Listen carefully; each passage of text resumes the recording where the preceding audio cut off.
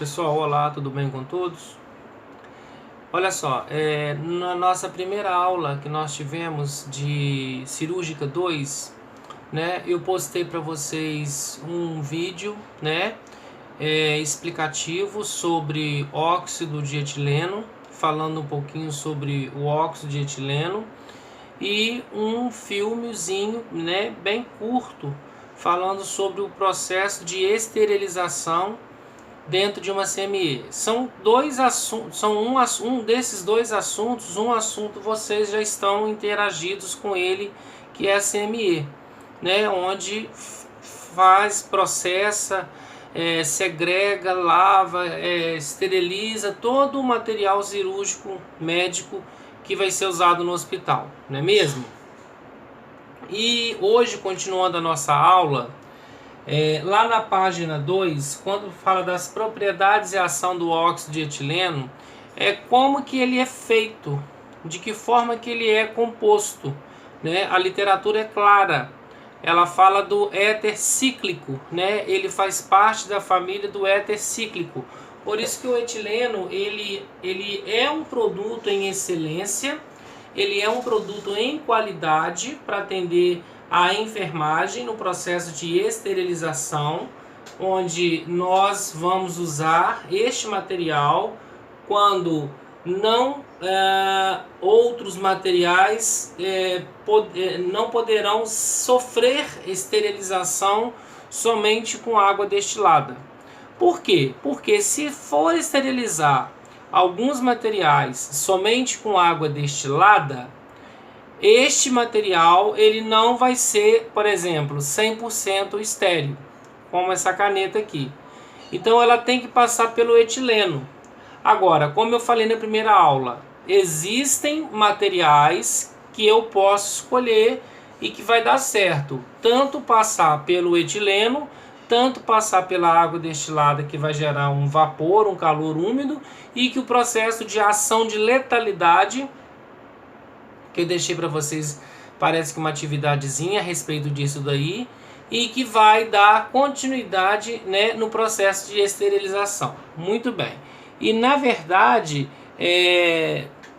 o hospital que não tem, como eu falei para vocês, o hospital que não tem o etileno, ele terceiriza o processo, né? Ele paga pela terceirização, né? Porque na verdade é um produto de suma importância para nós da enfermagem, para a medicina em geral, para a medicina da cirurgia, e também contempla os pacientes que vão fazer cirurgias e terão as cirurgias mais tranquilas.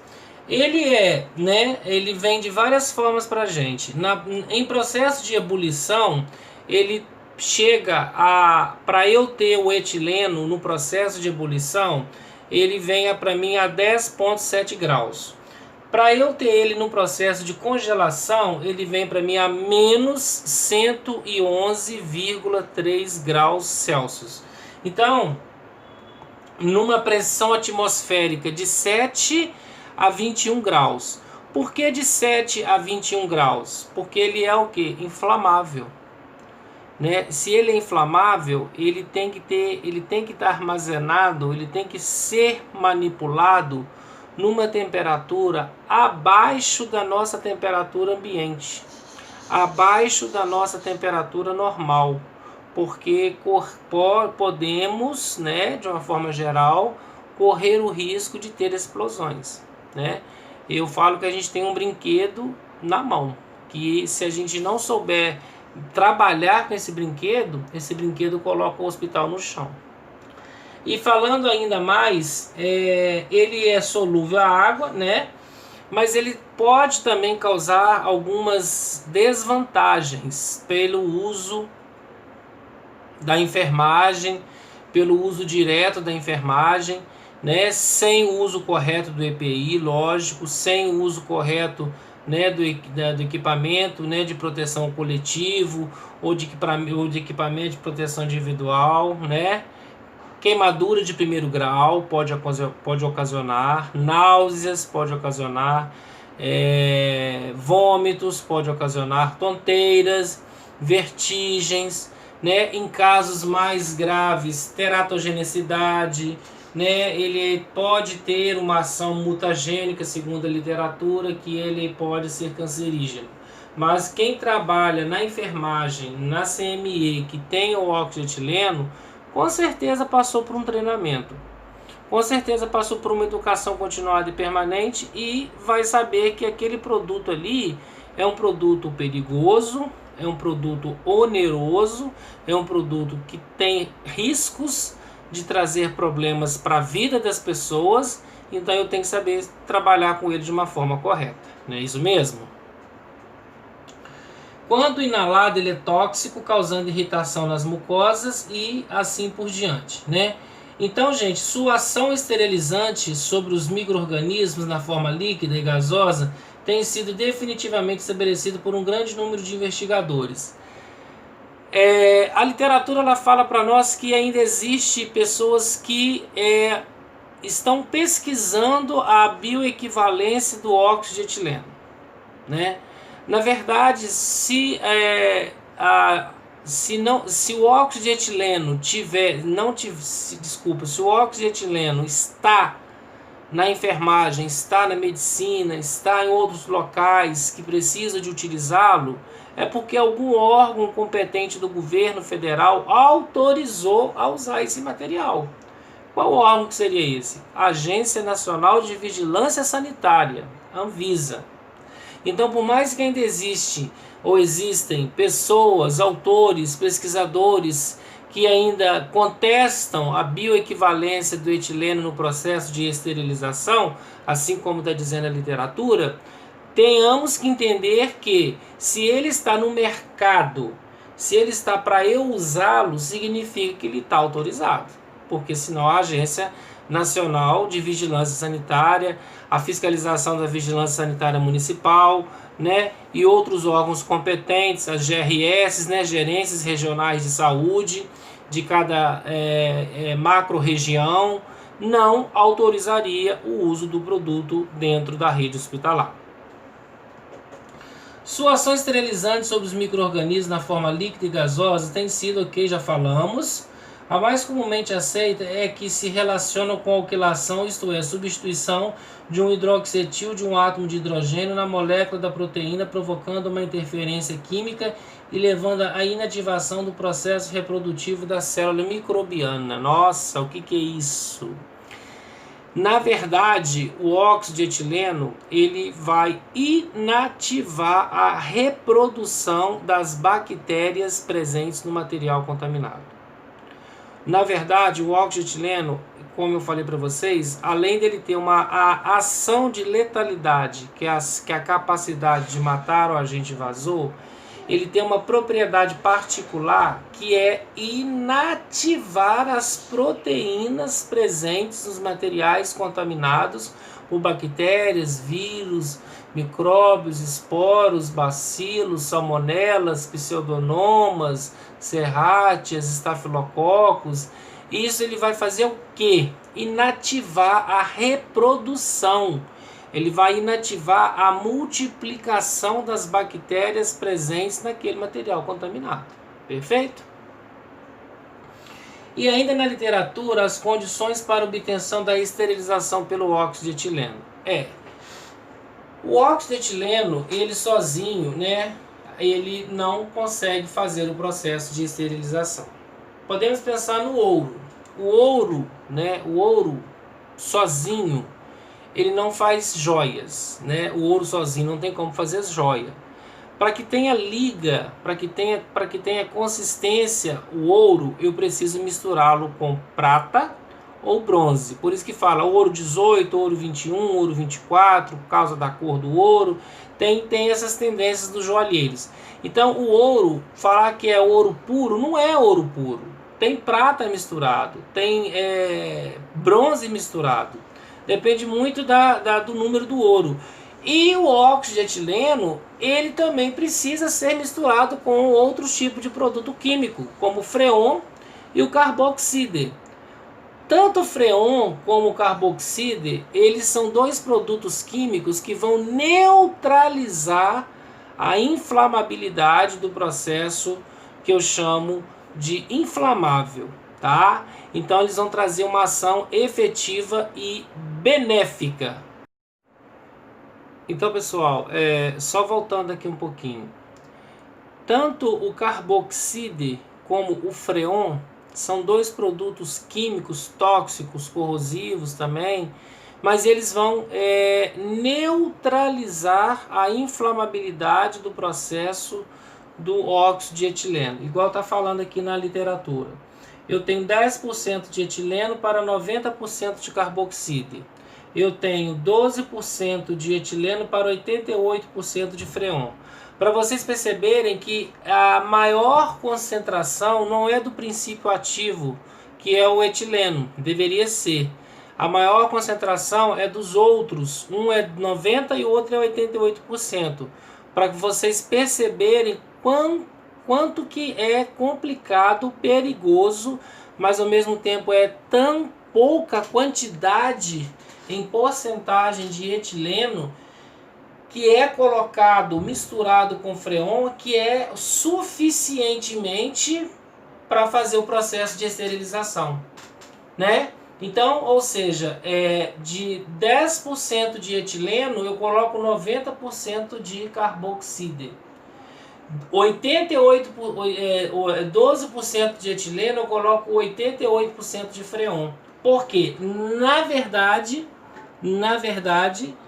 eu tenho uma menor quantidade daquele produto que eu preciso, que é o maior, porque eu sei que a quantidade é a ideal para que ele fique para fazer o processo de esterilização.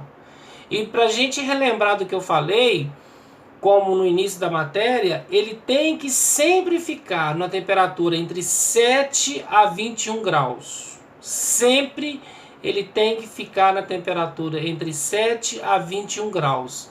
É um processo que evita que haja explosões, é um processo que evita que haja ações de inflamabilidade, né? Como eu falei, as desvantagens, queimadura de primeiro grau e assim por diante. Segundo alguns autores, a concentração do etileno deve ser de 450 mg por litro. Em cada 1 litro de água destilada, a gente sabe que todo o material colocado na autoclave ele é com água destilada.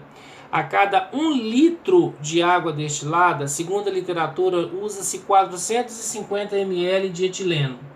E o tempo, gente, de exposição do produto, vamos imaginar isso aqui seja um cabo de bisturi. O tempo de exposição do etileno é em torno de 49 a 60 graus. Por isso que nós chamamos o etileno de esterilização a frio. Por que eu chamo o etileno de esterilização a frio? Porque numa autoclave tradicional, essa pinça, por exemplo, traduzindo como se fosse uma pinça, ela ia ficar o quê? 150, 180 graus a 30 minutos. E no caso, ou até mais, né, 2 horas, 3 horas, como eu tenho o etileno, ela vai ficar entre 49 e 60 graus em menos de 1 hora para ser feito o processo de esterilização. Por quê? Porque ele não pode passar de 60 graus, além dele ser explosivo. As pesquisas realizadas deram-se conta que, pelas análises e conclusões finais, né, dos trabalhos realizados em laboratórios, que o tempo necessário para o óxido de etileno matar a bactéria é em torno de 49 a 60 graus Celsius. Enquanto há outras autoclaves normais, tradicionais, que a gente encontra na CME, é 100 a 200 graus, a 2 horas, 3 horas, assim por diante. Entenderam? Por isso que ele é chamado de esterilização a frio. Comparando com outras esterilizações, o seu maior nível que ele atinge de calor é 60 graus. Mais do que isso, não pode. E a esterilização pelo etileno ela é realizada em aparelhos como o da autoclave, né? como qualquer outro aparelho da autoclave, são aparelhos similares, são aparelhos iguais. Após o ciclo total de esterilização, permanece nos poros dos materiais. Isso é importantíssimo falar para vocês. Todo material que é esterilizado pelo óxido de etileno, né, existe uma ação, um processo chamado de aeração. O que é esse processo de aeração? Esse processo de aeração nada mais é do que a retirada do excesso do óxido de etileno presente no material. Então eu tenho, por exemplo, vamos exemplificar que isso aqui seja uma pinça. Ela foi esterilizada pelo óxido de etileno.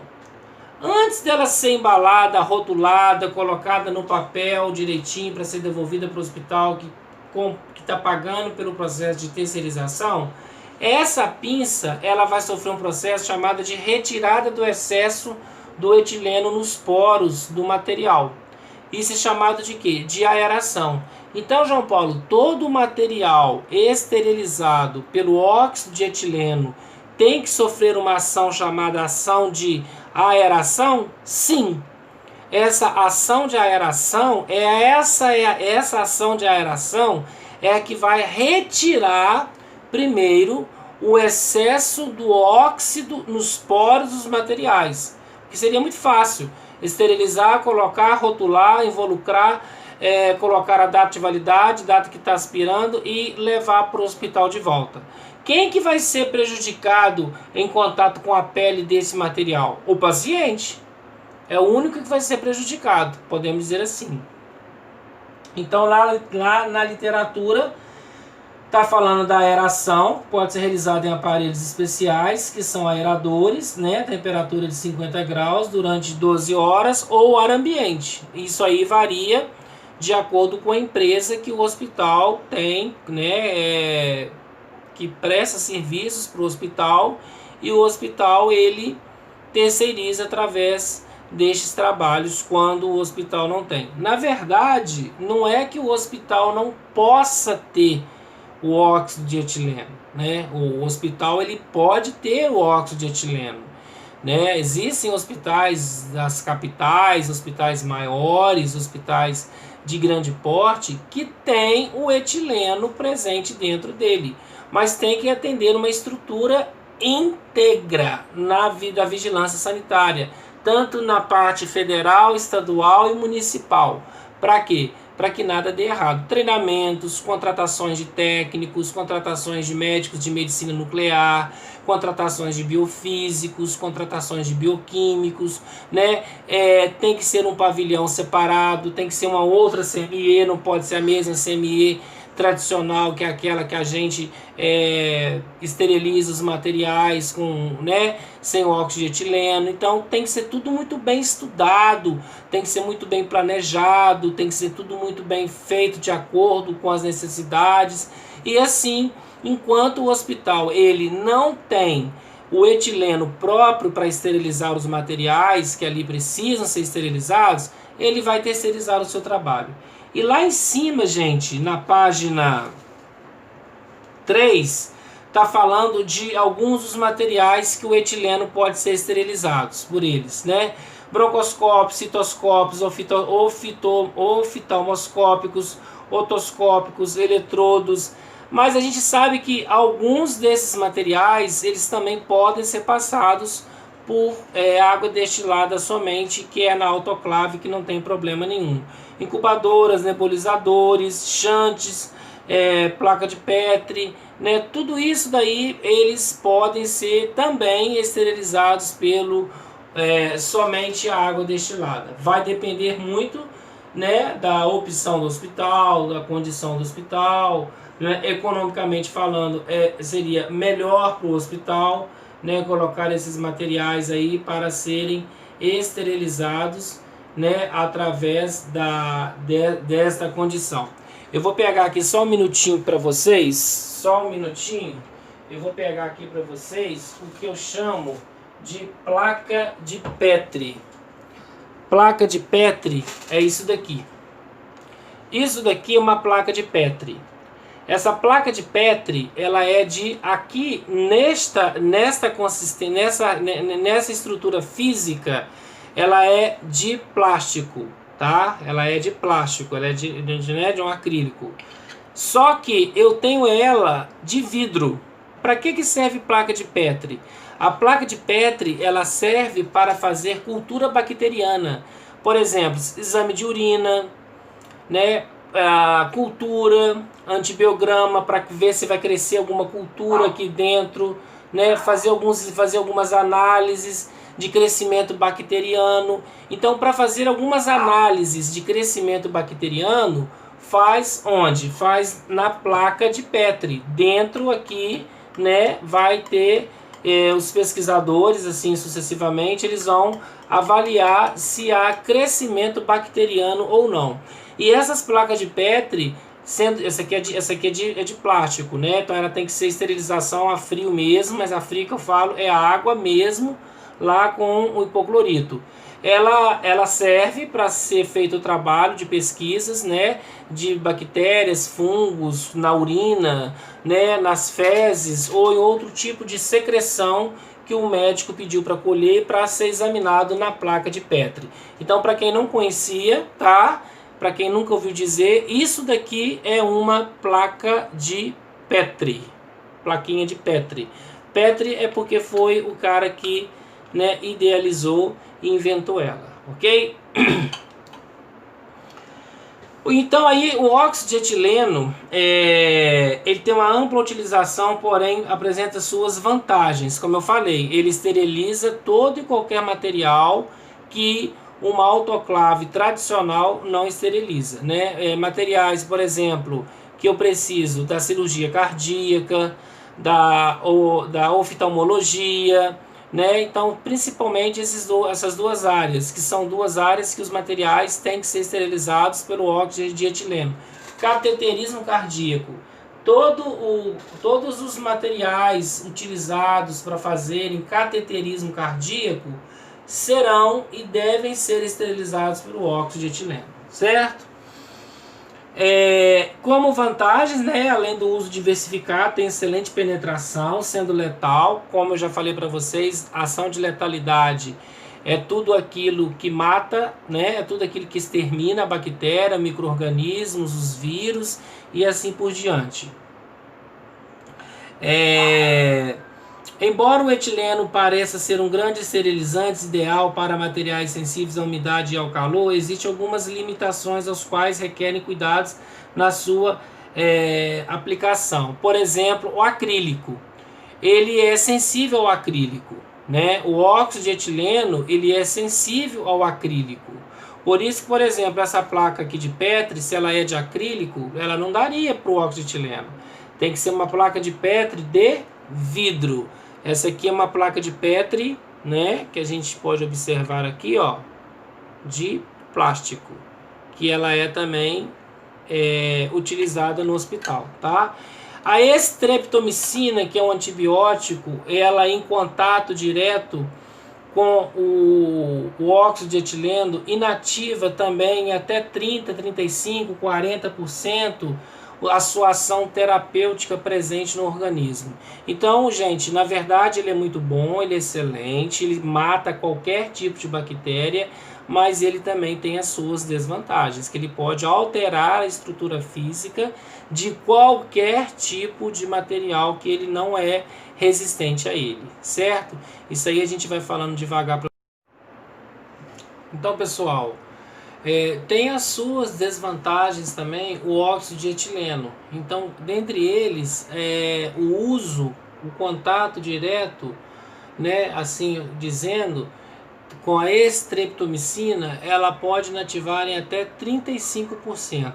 Um outro problema sério que o óxido de etileno pode ocasionar, que está na literatura na página 3, que ele pode inativar os eritrócitos, no caso assim, né, o complemento da protombina.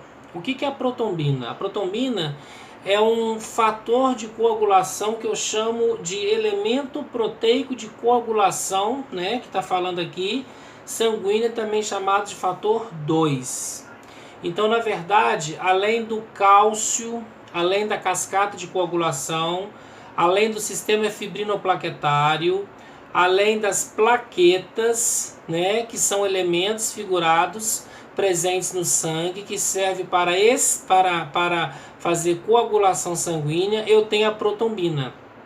A protombina, ela em contato direto com o óxido de etileno, ela vai inativar os eritrócitos. Então, qual que é o risco de uma pessoa que opera, que tem contato direto com a protombina, tem contato direto com o óxido de etileno? Hemorragia. Porque a protombina, ela é um elemento proteico sintetizado pelo fígado, chamado de fator 2, responsável pela coagulação sanguínea. Então, o profissional de saúde que lida diretamente com etileno tem essa desvantagem, né? Igual aqui na própria literatura está falando, que essa protombina, ela é sintetizada pelo fígado e ela é responsável pela coagulação sanguínea. Então, na verdade, meus queridos alunos, todo o profissional de enfermagem que lida diretamente com a protombina, com óxido de etileno, ele tem que fazer um rodízio, ele tem que estar sempre fazendo mudança de plantão, né, mudança de ala dentro do próprio setor que mexe com óxido de etileno, para não ter contato diretamente, assim falando, a vida toda. Porque, como eu falei, das vantagens do etileno tem as desvantagens do etileno, correto? E para a gente concluir, né, a nossa parte de etileno, a literatura fala que é importante frisar que o etileno não é satisfatório para todos os tipos de materiais. Claro, a gente já falou que ele é corrosivo, nós falamos que ele é tóxico, né, que ele inativa as protombinas, né, os eritrócitos a produzirem protombinas, que são sintetizadas pelo fígado, que serve para coagular o sangue, né? Então quem tem é risco de hemorragia, queimadura de primeiro grau, náuseas, vômitos, ação pruriginosa. O que vem a ser uma ação pruriginosa? Coceira nos membros. Então, gente, é um produto que eu tenho tudo na mão com ele, que ele pode me satisfazer, ele pode atender as minhas demandas. Só que eu tenho que ter cuidado na enfermagem, claro. Alguém que for trabalhar com etileno vai participar de treinamento, procura no plantão, procura no estágio, verifica uma compressa de gases não feitas pelo hospital, compressas de gases compradas, né, pelas indústrias, que vocês perceberão que atrás do rótulo da embalagem está lá assim: composição, 2 pontos, formas de esterilização, óxido de etileno. As gases que o hospital compra, que hoje a maioria dos hospitais compram gases, mas pode montar compressas de gases no hospital? Pode. A vigilância sanitária ainda autoriza esse processo meio que arcaico, quando o hospital não tem suficiente para estar fazendo esse processo. Então, quando o hospital compra a gases, por exemplo, né, ela lá atrás na embalagem vem composição. Se alguém já teve curiosidade, seringas, né? As seringas, por exemplo, né, se a gente pegar aqui, só trazer um exemplo para vocês, se a gente pegar aqui, por exemplo, uma seringa, se a gente pegar uma seringa e ver atrás da seringa,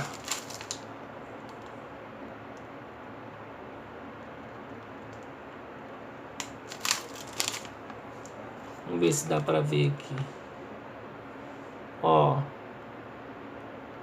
óxido, ó, aqui não tem como a gente ver direito, óxido de etileno, tá vendo? Óxido de etileno. Então aqui tá falando esterilizada a óxido de etileno. Então essa seringa aqui, essa seringa ela está estéril. Ela está estéril. Então, se ela está estéril, ela foi esterilizada pelo óxido de etileno. A gente sabe, né? Não vou abrir para não contaminar ela e não estragar ela. A técnica, todo mundo sabe que é por aqui que a gente abre ela, né? A gente abre ela e entrega ela para o profissional colega que vai usar ela, na medicação, no que for. Então, essa seringa, por exemplo, assim como outros materiais, as gases, se você for ver atrás, são materiais esterilizados pelo óxido de etileno, ok? E então a gente hoje, nesse processo agora, nós encerramos, falamos bastante sobre o etileno, o que é o etileno, por que ele é chamado de esterilização a frio, por que ele é de 49 a 60 graus, né? Ele fica em torno de 1 hora para ser esterilizado o material, quais são as suas vantagens, quais são as suas desvantagens do óxido de etileno. A gente vai passar para outra página que é falar dos agentes químicos desinfetantes hospitalares, né? Que também é um assunto super importante para a gente hoje, né? Para quem lida diretamente com produto de esterilização. Nestes últimos anos, a problemática das infecções hospitalares tem sido alvo de atenção dos pesquisadores no campo da saúde. O desenvolvimento dos métodos novos para a esterilização de materiais, a tomada de consciência da técnica asséptica por aqueles que participam direto ou indiretamente da assistência do paciente, são objetos para se conseguir a diminuição dos altos índices de infecção cruzada em nossos hospitais. Infecção cruzada é de pessoa para pessoa, é de médico para paciente, paciente para médico, paciente, paciente, paciente, enfermeiro, enfermeiro para enfermeiro, enfermeiro para técnico, técnico para paciente. De um modo geral, as causas dessas infecções, né, citadas nas pesquisas podem ser agrupadas e ligadas. A gente viu isso lá na cirúrgica 1, que as infecções hospitalares, né, de uma forma geral, elas podem estar ligadas ao ambiente, ao paciente, ao material e ao profissional de saúde, né? São esses 4 elementos importantes que são fontes de contaminação. De onde que eu vim, né? Como que eu vim, né? A roupa que eu estou usando no hospital, né? Se eu sair de um plantão, vim para o outro plantão, né? Se eu saio do meu setor, vou para outro setor. Se eu transito de jaleco no jardim do hospital, se eu transito de jaleco no refeitório, né? Paciente com DIC, com doenças infecto-contagiosas, misturado com pacientes, né, que clinicamente não tem DIC, né, está hospitalizado por outros motivos, né? Então, assim, várias condições.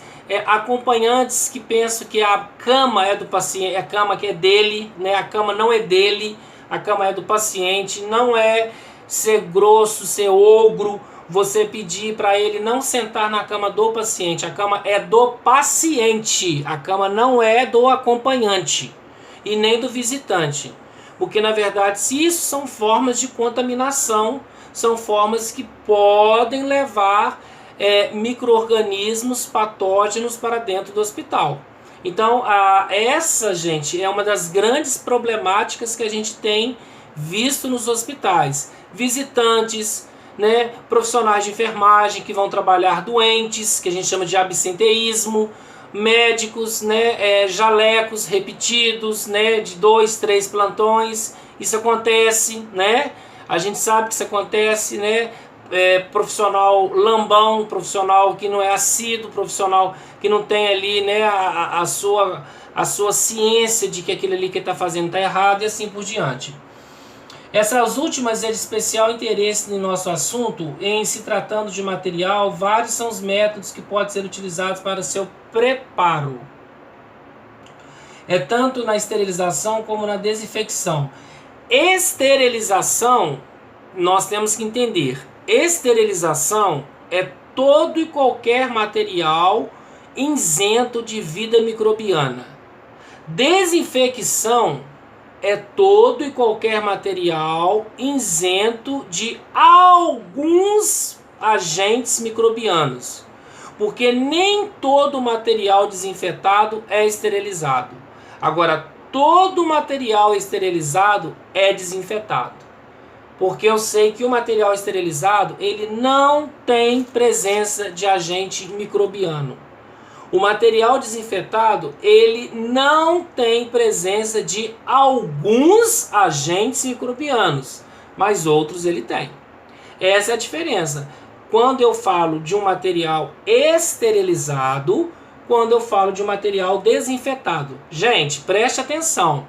Material desinfetado é material limpo, tá? Material estéril é um material que sofreu ação de quê? De letalidade. Não tem vida microbiana. Não existe vida microbiana.